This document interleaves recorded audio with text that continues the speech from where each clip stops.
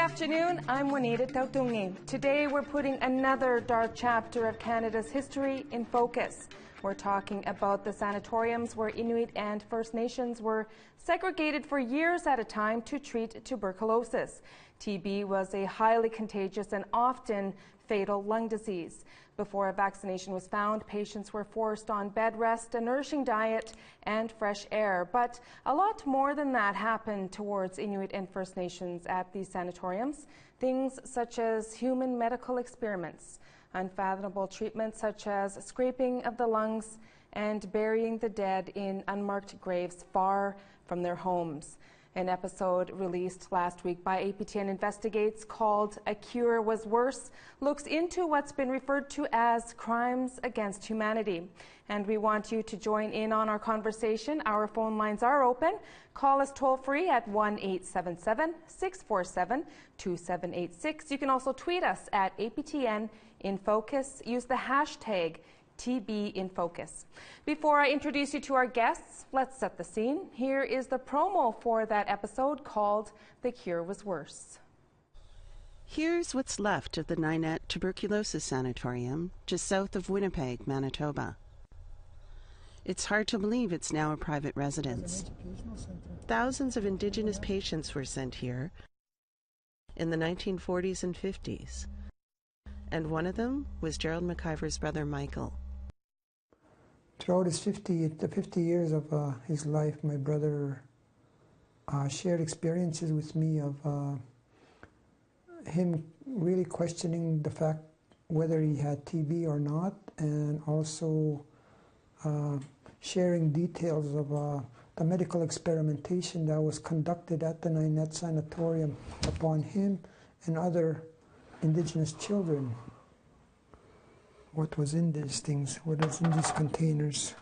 You know, he would share examples of carts being brought into the dormitory with different colored liquids, and children being made to drink different colored liquids with medical staff standing around them with clipboards documenting every reaction. And then he said, and these were the lucky ones. He said, the unlucky ones got injected with various liquids, and again, they were subject to people standing around them recording every reaction. And joining us now is Holly Moore. She is the producer of APTN Investigates, and she wrote this story. And Gerald McIver, his brother Michael was, he spent 4 years in a sanatorium, and you saw the clip with Gerald just now. Gerald promised to find out what happened to Michael before he died in the year 2000. He's here to talk about his memories of his brother and how it has impacted his life, and later in the show he'll speak to a class action lawsuit he has started. And joining us from Toronto is Ian Mosby. He is a historian, and he found evidence of nutritional experiments against residential school students, and he's calling for an inquiry into Indian hospitals. Now, Gerald and Ian both appeared in Holly's episode, and I want to quickly thank all my guests for joining us on the show this afternoon. It's a very heavy subject to talk about, but it's also very good to talk about, to address what had happened. So, Gerald, let's start with you. Why was it important for you to get the story out? Well, my brother, throughout his life, he shared with me many times in confidence, he shared with me the experiences of what he endured and what he witnessed at the Ninette Sanatorium. And you know, like when he tried to tell about it, nobody would listen to him. Chief of the day told him he was a drunk and he was lying. He went to the nurse, and the nurse in the community told him he was do not start trouble, and kicked him out of the health center. And you know, then he would get frustrated, and you know, he would share with me a lot of things about what happened to him. And unfortunately, when my brother passed away January 1st, 2000, and just before we took him to the cemetery to bury him, I went and stood by his casket, and I made the promise to him that one day I will make sure that your concerns are heard, and that you do get answers, and people like you will get answers, closure, and justice, because there's thousands across this country who endured the same things he did. There is. There really is. Holly, why did you want to do an episode about TB sanatoriums? Well, it actually started with Gerald coming to me and telling me his brother's story, and it became immediately clear that this wasn't an isolated case, that, you know, hundreds, if not thousands, of Indigenous people share this common experience. It also piqued my interest because it is a relatively untold dark chapter in Canadian history, and I felt like APTN should be the ones to tell this story and also elevate it to the same importance as residential schools and the current 60 Scoop settlement.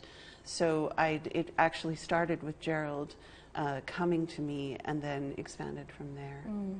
Yeah. Holly, what can you tell us about the history of TB sanatoriums? What was clear from the history, and speaking with historians, including with Ian Mosby, is that TB was decimating the Indigenous populations in Canada, as well as Inuit, and they didn't become interested in treating TB amongst Indigenous peoples until non-Indigenous patients had been largely cured by antibiotics. So essentially there were empty beds. It's sort of the dark side of the empty beds. That showed essentially business managers, administrators needed to fill these giant sanatoriums, and they needed patients. So it's a very sad history because, of course, TB was born of settler contact. TB is not a natural disease to Indigenous people here, and essentially the numbers were just staggering. So the phrase that kept getting me over and over again is these were the highest numbers ever recorded in the world. You know, so, and in residential schools, it was even more deadly. There were 8,000 deaths per 100,000 children. Those are rates seen nowhere in this world in the past or to today. So this sort of callous attitude that you would only treat TB when you needed patients just staggered me. Just couldn't get it out of my head. Yeah, it's compelling stories that you've uncovered in this episode, and as well talking with people. I just want to go over to Ian now in Toronto. Ian, in the show you say that there's a connection between these sanatoriums and residential schools. Can you elaborate on that for us? Yeah, well, one of the most important parts of that connection was the conditions in schools were extraordinarily poor. The environmental conditions, the quality of food, the quality of medical care being given to children. And so, you know, many at the time, even, you know, early on in the residential school system, were arguing that these schools were the cause of these high levels of tuberculosis, the spread of tuberculosis. You know, children were being brought into residential schools who were known to be infected with tuberculosis and were spreading it to fellow students. The quality of diets, for instance, the hunger experienced by children in residential schools, this facilitated its spread. And so, you know, in one sense, you have residential schools helping to cause the problem of TB in Indigenous communities. And on the other hand, you also have children being taken directly from residential schools and put into tuberculosis sanatoriums or TB hospitals, you know, without parents being asked, without parents often even knowing that these children were going to the schools. And so you do see this fluid connection between residential schools and sanatorium. What did you find in your research about nutritional experiments? So my research looked at a period in the 1940s and 1950s in which administrators of residential schools and researchers in the Department of National Health and Welfare started to look at you know, what parents had been saying for decades, that children were being ill-fed and were hungry in residential schools, and they found precisely that. They found that there was, you know, widespread levels of hunger in residential schools. There was measurable malnutrition in residential schools. And so, you know, instead of changing the conditions, instead of improving feeding across the board in residential schools, they instead conducted nutrition experiments, using the malnutrition that the children were already experiencing as a baseline to test a number of different interventions, including vitamin supplements and experimentally fortified food products. It's all very disturbing information, and I just can't imagine just, if a child was already in a residential school and sent to a sanatorium, just what it did to their self-worth and their being. And Holly, you actually went to 3 different sanatoriums during your research for this episode. What was that like? Well, I just wanted to pick up on your thread about the residential schools, so the unique relationship. One of the places I visited was Charles Camsell Hospital in Edmonton. Marilyn Buffalo, who's an extraordinary person, her grandmother worked at Camsell for years, and she took me to the Aboriginal cemetery just outside of Edmonton, and recalled there her stepfather describing burying patients from the Charles Camsell Hospital. And he was actually going to the residential school on site, the Edmonton residential school. So there was a direct relationship. They used, in some cases, at least this one case, residential school students to bury patients from hospitals. These graves were unmarked up until 1990, before sort of large-scale markers were put on the graves. People wouldn't even know that their loved one was buried there. One of the most extraordinary experiences I had was walking through Ninette with Gerald, and we had a hard time finding it. It was sort of buried in the woods, and we came upon it, and there was lawn chairs and a barbecue outside, and I thought, does somebody live here? So Gerald waited by the car, and I walked and knocked on the door, and it turned out that there was somebody who now owns it and allowed us to come in and walk through the sanatorium. So we did our interviews in there. We were able to get some original footage. It was, I can frankly say, one of the most profound things that's happened to me in my career, where you walk into a place that looks like the people just dropped the scalpels and left. Just fascinating. So. So, Ninette, is that where your brother? Yes, he was there for 4 years, yeah. They So took him when he was 4 years old. He was 4 years old at the time he was taken. What was it like for you to walk through that building the time with Holly? It was really like it was going back in time, like like the way I felt, it's kind of indescribable, because it's like I'm actually walking in my brother's footsteps here. And when we went into that there's like a little museum, like a little room in there, and there was this big round metal thing in there. We couldn't figure out what it was till this lady told us that was the iron lung. You remember that, Holly? There was that iron lung, and there was only one in there where they were attached to help them with the breathing, or I don't exactly know what, but and I remember my brother talking about that, and I was touching that thing, and I'm thinking, oh my God, my brother was attached to this thing when he was a young child. That must have been tough. It was tough, and I sat down on the little medical table, and I actually asked Holly, I said, it makes me wonder, what happened on this table? How many children suffered? More importantly, how many children died on this table? What really transpired in this? Because one of the most profound things that hit me was when we actually did find the sanatorium, and when we drove up to there, you see the perfectly manicured yard. Like there's not even tall grass around the trees. Perfect, like a resort. And the first thing that came to my mind was, just how, when you drive by here, look at how beautiful. Oh yeah, it's a hospital, It's beautiful. Look at, people are healing in there, but people didn't know what was being done within those very walls. I saw the facade, I knew the reality, but when I went inside, then the reality of what truly my brother endured and witnessed truly hit me. And it was kind of hard, because we had to shut the camera down a couple of times, because it was hard because like I was literally walking in his footsteps, and it was difficult, but it was also liberating in the sense that, you know, like, hey, Michael, your voice is going to be heard, your concerns are going to be out there now, because there's going to be other people hopefully coming forward with this lawsuit, or even just through even the social media thing, because disclosure can be a powerful tool toward healing. Very much so. And we do actually have a caller on the line to talk about his aunt being in a sanatorium. We have Bobby from Laloche, Saskatchewan. Hello, Bobby. Hi, how are you? I'm good, thanks. How about yourself? I'm all right. There's a little bit snow out here, but all right. What story would you like to share with us? Because there's hi.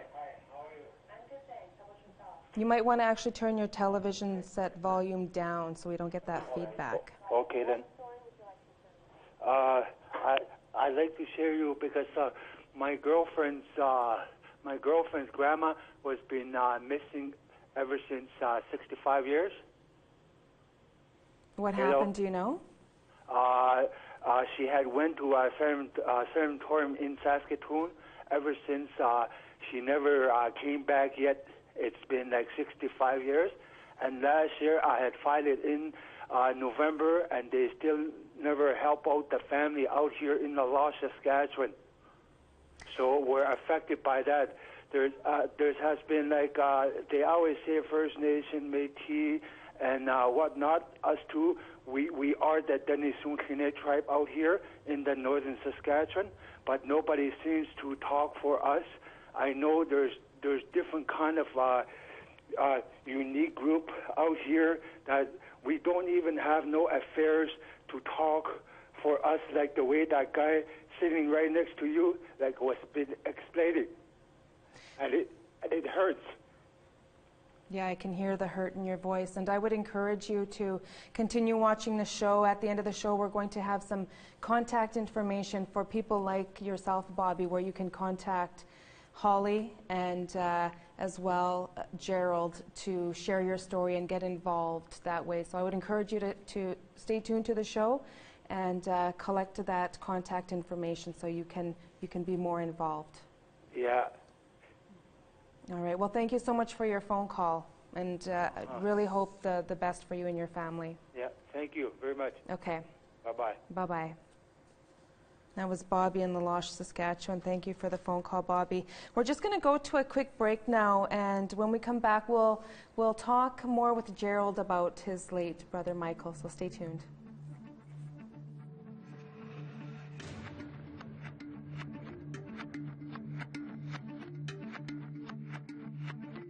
Join our conversation now. Send your thoughts in an email to infocus@aptn.ca. Like our APTN InFocus Facebook page, follow and tweet us at APTN InFocus, or call in toll free at 1-877-647-2786.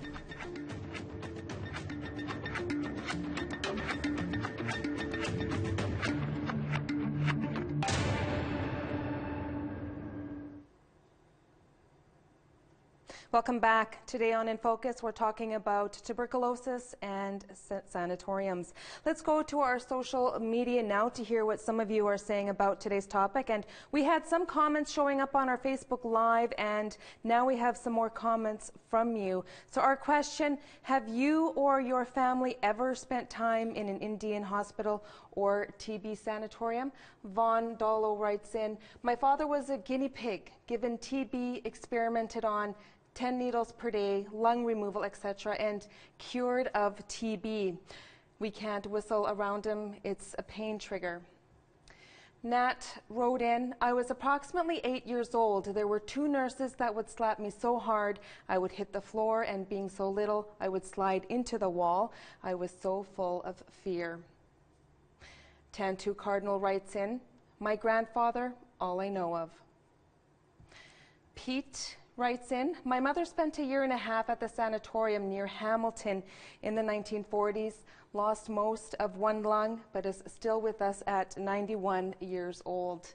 Darlene Cust writes in, my mom and aunt were in the Camsell Hospital in Edmonton, Alberta, but brothers and sisters never made it.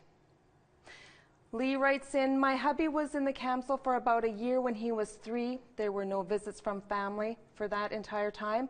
Isolation from culture and language. And Dan writes in, my mother was in a sanatorium for TB around 1950.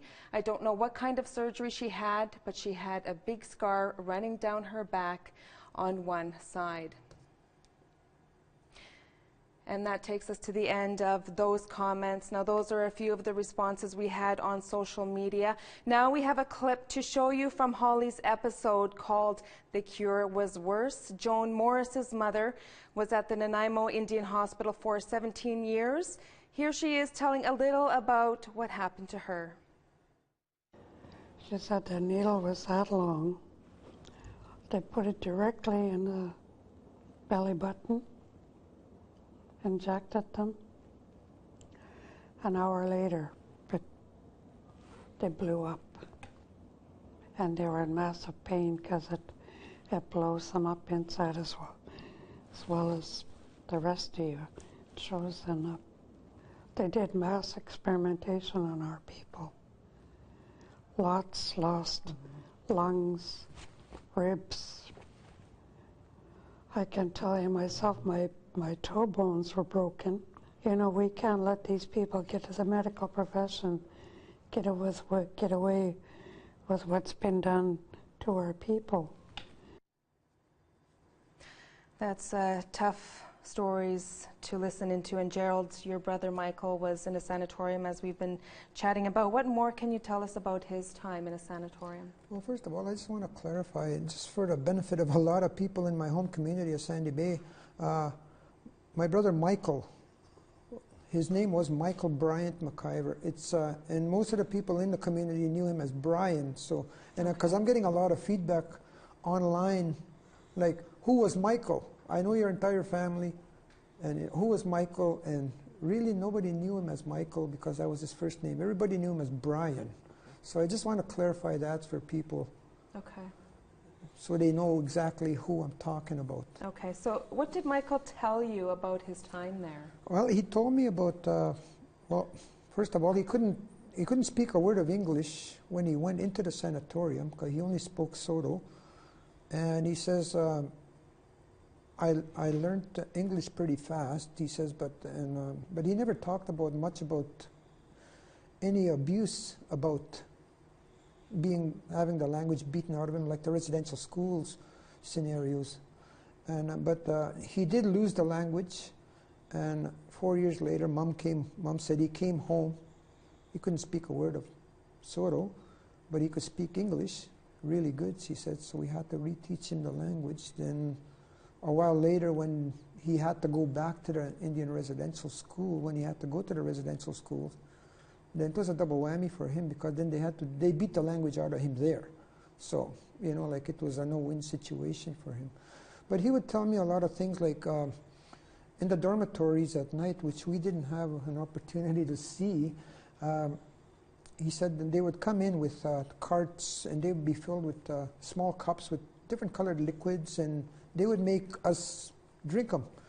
And he said, and we were the lucky ones, and they'd stand around us and they'd document the reactions, whether you're throwing up, whether you're having seizures and stuff like that. And he said children would be having seizures and stuff like that, or fever and stuff like that from the reactions from those liquids, whatever they were, he says. He said, then we were the lucky ones, he said, because then there were the ones with syringes. They had syringes, and the unlucky ones got the ones where they got them shot right into their veins. So then, of course, then they're documenting all the reactions and stuff like that. And you know what really bothered me about that was when he told me, he said, you know, kids will be kids, and nobody was racist because racism is taught. And he said kids will make friends with everybody. He said we'd all a comradeship, a camaraderie. And he says every now and then we wake up in the morning, one child would be gone, and he or she, you know, we'd ask what happened to him or what happened to her. Then they'd tell us, well, she or he were cured, parents picked them up. And then he'd always used to say, you know, deep down we knew that that child died, but nobody would listen to us. And he said, and all his life he used to wonder. He said, I often wonder, and that really made me think a lot. He said, I really truly wonder whatever happened to all those children that never came home.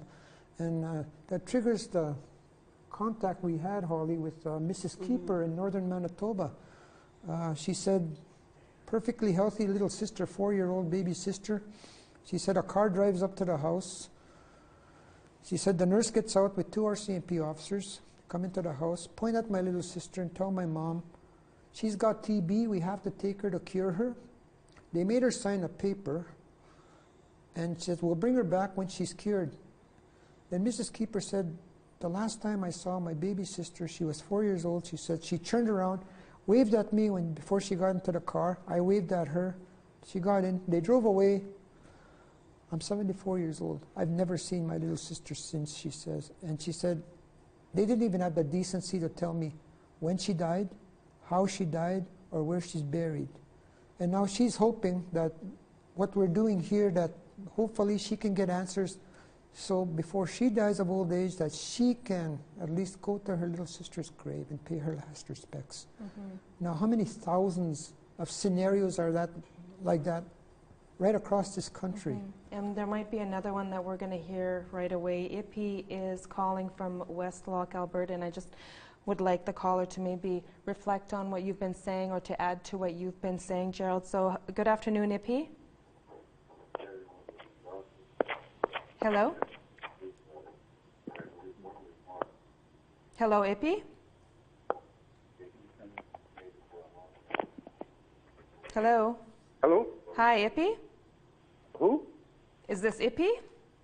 No, this is Del Riley. Oh, Del, sorry about that. How are you? Oh, good. Why don't you let us know what your thoughts are on this subject? Well, okay, I was one of those victims, I guess, that were put in. I was in sanatorium from the time I must have been after born. I don't know the time period, but anyway, I was in with my mother and my sister. My mother died in there, and we got out. We were pretty young. And then they put us right over into residential school. And I don't know what the intention was, but I don't think it was very noble. But in any event, well, I almost died in there a couple of times. But somehow I survived. And I have a residential school court case coming up on November 15th, which I intend to go into the details of all of the atrocities that were inflicted on the kids. So not only in the residential schools, but also in the Indian hospitals? Actually, the hospital treated us with a lot of dignity. The sanatorium. But the residential school, wow, that was the most horrific treatment anyone could ever endure. How many years did you spend in the sanatorium? I'm not exactly sure, but it was all connected to, the intergenerational trauma caused not only by residential schools, but by the economic deprivation that the government had on all reserves, because most all reserves were just ghettos and no jobs or anything. So it was hugely deprived economically, and well, of course, everything fit together, and as a result, I ended up with TB with my whole family, and so. In any event, the admission card on my sister. I couldn't find mine, but on my sister, we were together all the time. Her admission slip said she was a TB carrier, so obviously that's what I was as well. Do you feel there should be an inquiry looking into what happened at these sanatoriums? Well, they had a program on. I thought they were if a sanatorium could move a patient into residential school, they'd get 13 cents a day. That's it, eh? Yeah, but I don't know where I can get that information. Well, hopefully our show can help answer some of your questions, or at least give you some ideas as to where to go next if you're continuing to look for any other information. Thank you so much for your phone call this afternoon, Del, and I appreciate what you had to say, and sorry for the loss of your mother in one of those sanatoriums. I can speak to that a bit about the price. One of the other galling things that I found out from author Gary Geddes was that the government was happy to brag that they could provide health care for the Indigenous people at 50% of the cost of the non-Indigenous population. So he indicated that these sanatoria and hospitals did not always attract the best and the brightest because wages were low and care was often cut rate, as with most services at the time. All right, we do have one more caller on the line right now I'd like to get to before we go back or go into another break. We have Epi. Hello? From Alberta. Hello, Epi. Ano Epi? Oh, kanuing ito nga bili? Good to hear you. Ibilo. Anyway, I can relate to this gentleman, and I'm also, I survived residential school, and my mother, I lost her in Edmonton at the age of 4. What happened? I knew I was introduced to my mother at the age of 4. I knew my mother for 3 days out of my life, and they had to get her back to Edmonton, Charles Campbell Hospital, and that's where I never saw her again. And it took my brothers and I 20 years to find the unmarked grave of my mother. Wow, how did you do that? I backtracked to where my older sister went to school, and I remembered Hay River. And I went over there and went to the Anglican church, and they found the records and all that. Was that tough to find for you? Pardon me? Was that tough to find? Wow, yes, it was a relief also. Mm-hmm. Yeah. But it's also a blessing it gave me. From there, I went in for healing, and I went to Wolfstead in BC and went there for trauma treatments a couple of times. And that's helped you in your life? Oh, I don't. The traumas don't bother me anymore. They're just memories, and I just thank God for giving me the opportunity. Do you feel that there should be an inquiry looking into what happened at these TB sanatoriums? There needs to be. Yeah. I'm not the only one I'm lucky to have found a grave. There's still lots of people who are looking. Mm-hmm. You know, and being a survivor, they didn't pay us enough for what we went through, even the loss of our mothers. All right. Thank you so much for the call, AP. Good to hear your voice. You will. And you take care. Have a good day. Thanks, you too. Bye. That's a nice reminder to be told to smile once in a while. Yeah, please do. It's when you're going to hear people talking, we're going to need an inquiry, and you've been asking people about an inquiry. Like you look at Canadian past, you look at history, you look at TRC, you look at AGI, you look at the ongoing missing and murdered Indigenous women inquiry. They're state-run, state-controlled, and the outcome is defined by the state, the colonial state. It's just, where are we going to have a true, open forum where we're going to have Canada say, yes, we did this, yes, we admit it, and that's exactly what my motivation is.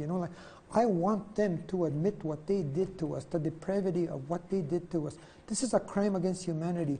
And I've been saying this right when I started researching it, But now you have people like internationally renowned people saying it, you know, and it's like, I'm not going to be prepared to settle for a domestic inquiry where the state controls it. We have to have some form of actual input into any form of an inquiry, because maybe the UN, you know, Stephen Lewis can do something like that. He's internationally known. Bring somebody out from the international community to do this, an independent body, because Canada's going to sugarcoat it. You know, that just like people ask me, what are you looking for in this? I want answers for the people. I want closure for a lot of these people, you know, and I want a lot of these families to find their missing family members. Mm-hmm. And, you know, it's the motivation for me is not money. I don't care about money. Mm-hmm. You know, I want justice, true justice for my people, not colonial currency. All right. We'll talk a little bit more about your class action lawsuit after we take a quick break, and we'll also talk to our guest over in Toronto. Ian Mosby is still on the line, so we'll continue our conversation on the effects TB had on Indigenous people and the sanatoriums used to treat the disease, so do stay tuned.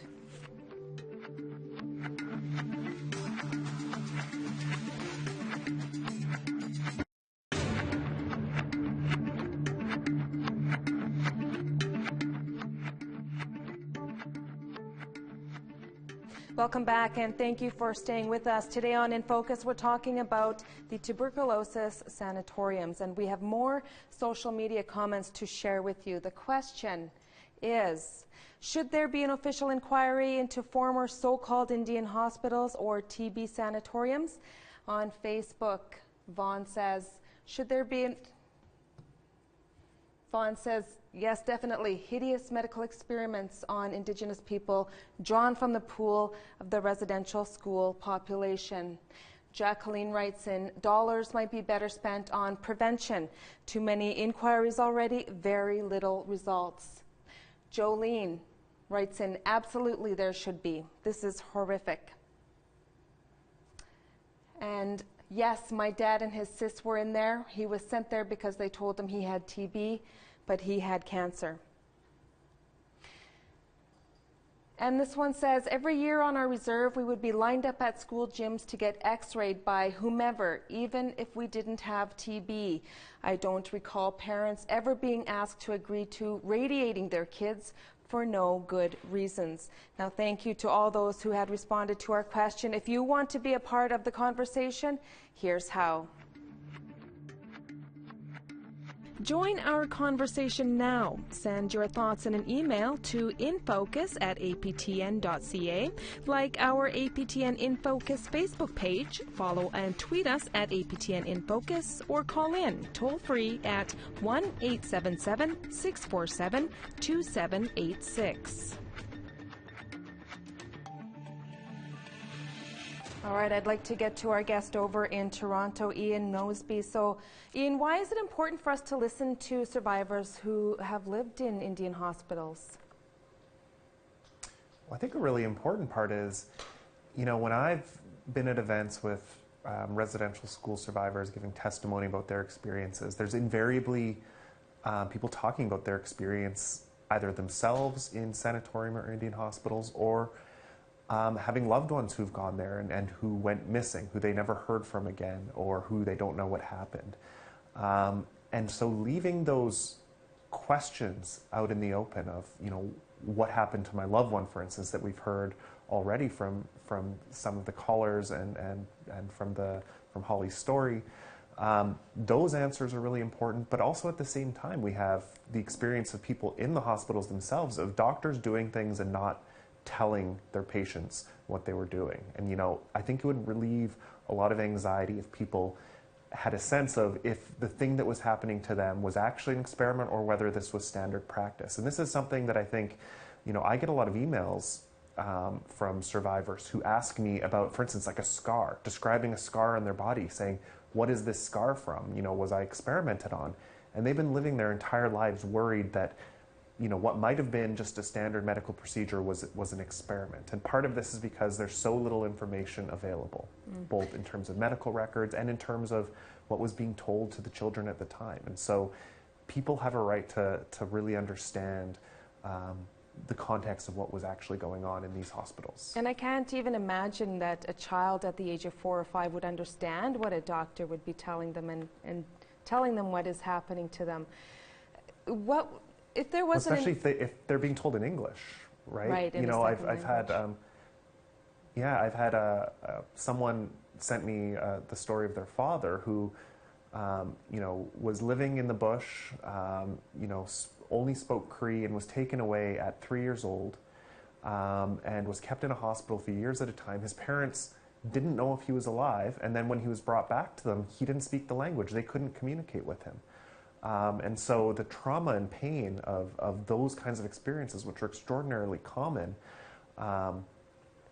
there's so many unanswered questions that people have been living with for their entire lives, and they really need answers. So Ian, is the courts the only way for the federal government to listen to survivors?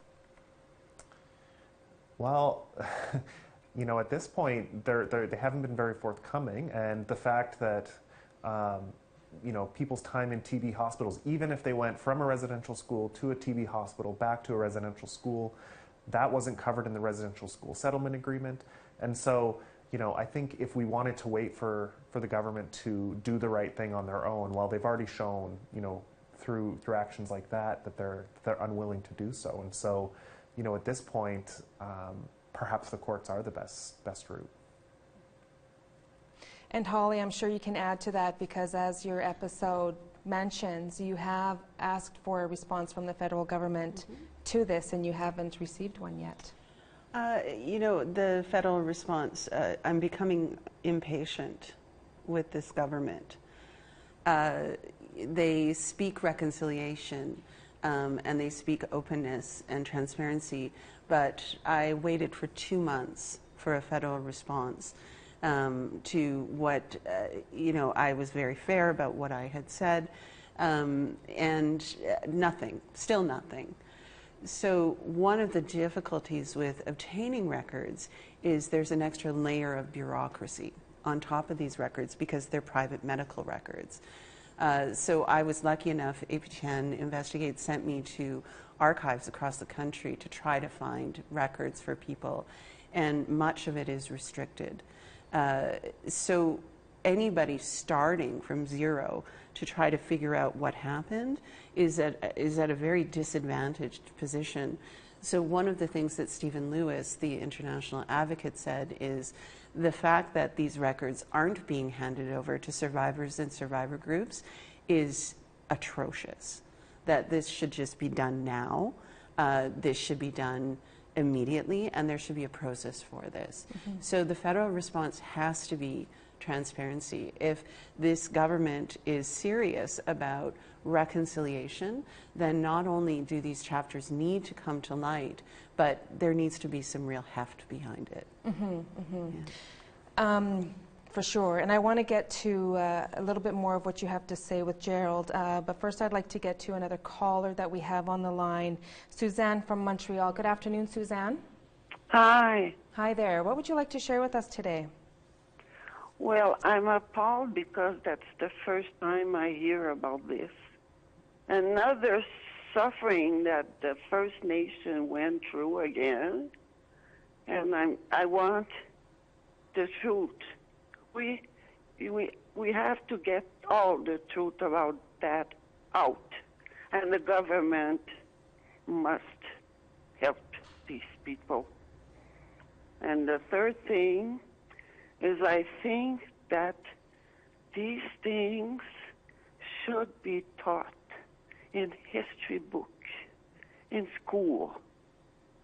That's the only way we can be honoring all that suffering and sharing with everybody. And I care so much, and I don't know what to do. I'm not from the First Nations. I'm a French, white woman. And I just wanted to tell you how much I hope you continue your extraordinary work And the other person, the historian there, it's good. You're doing good. So that's what I had to say today. I'm so moved by what I heard. I just can't believe it. It's like the SS, you know, experimenting on people. This is so terrible. Everybody has to know about that. Everybody. So thank you for listening to me. And thank you for calling in, Suzanne. We really appreciate it and very thankful of your comments. Thank you again. Okay, thank you. Yeah, do stay tuned. Gerald would like to say something. So, well, Suzanne, thank you for calling. And you know what? We're going to have to force the government to do this. There's no refuting that now. They've been trying to ignore us away there, and the Liberal government should know. I will never go away when it comes to Indigenous issues. And what the world and what Canada seem to have forgotten is that we are all 100% full-blooded human beings. And it's when Trudeau can spin his story to say reconciliation and nation to nation while fully enforcing the apartheid called the Indian Act, then you know there's no sincerity in that. So you know, like, it just, I'll see you in the courts. That's all I got to say, so these people can get these answers. And if I don't win, somebody will pick up the fight. But we will never give up, because we're going to be here for as long as the sun shines, grass is growing, the waters flow. Thank you. So Gerald, can you talk a little bit more about the class action lawsuit then? Well, there's not really much I could share. That I have lawyers here in Winnipeg right now. I have a primary plaintiff, and what really kind of knocked me off balance yesterday was I got this huge law firm that contacted me yesterday from Toronto, and they're very, very interested in pursuing this and doing it very proactively. So, you know, that the interest is there, and as Holly could tell you, that the social media and the email responses that we're getting, it's shocking, because it's I wasn't expecting, and you know, like, I'm not telling people don't contact us, please do. And but I wasn't expecting a response that fast from when the episode aired to when I checked the emails the next morning. It's just wow, you know, like holy crow. Well, let's let our viewers know how they can contact you. You just mention it now, and we will post it on our Facebook as well after the show. But how can people contact you guys if they have a story? There's a Facebook group called Human Experimentation on Indigenous People on Facebook, and you can contact me through McIver_Gerald@hotmail.com, and I will respond to every email, no matter, regardless how long it takes. I'm a night person, so. And Holly, you can reach through APTN, so. So you can always reach me at hmoore@aptn.ca.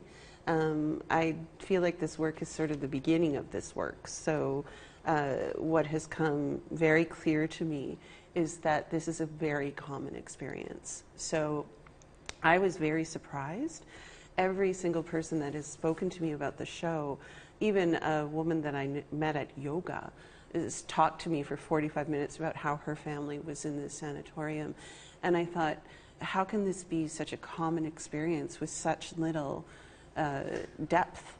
Mm-hmm. So people can reach me at hmoore@aptn.ca, and certainly on our APTN Investigates Facebook page as well. It is a very common experience. My mother was also placed in a TB sanatorium when she was 10 years old. She spent 3 years there, so very common experience. But thank you both for coming on the show and talking about this. There's a lot more to be said. There's a lot more stories to share, and unfortunately we don't have the time this afternoon.